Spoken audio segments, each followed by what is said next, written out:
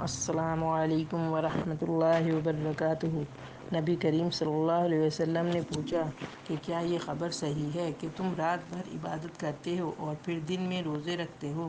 میں نے کہا کہ جی ہاں یا رسول اللہ، میں ایسا ہی کرتا ہوں۔ آپ صلی اللہ علیہ وسلم نے فرمایا کہ لیکن اگر تم ایسا کرو گے تو تمہاری آنکھیں بیداری کی وجہ سے بیٹھ جائیں گی اور تیری جان ناتواں ہو جائے گی۔ یہ جان لو کہ تم پر تمہارے نفس کا بھی حق ہے اور بیوی بچوں کا بھی، اس لیے کبھی روزہ بھی رکھو اور کبھی بلا روزے کے بھی رہو، عبادت بھی کرو اور سو بھی۔ میرے پاس بنو اسد کی ایک عورت بیٹھی تھی۔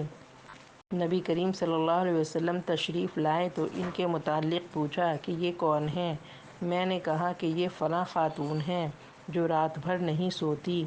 ان کی نماز کا آپ صلی اللہ علیہ وسلم کے سامنے ذکر کیا گیا، لیکن آپ صلی اللہ علیہ وسلم نے فرمایا کہ بس تمہیں صرف اتنا ہی عمل کرنا چاہیے جتنے کی تم میں طاقت ہو، کیونکہ اللہ تعالیٰ تو ثواب دینے سے تھکتا ہی نہیں، تم ہی عمل کرتے کرتے تھک جاؤ گے۔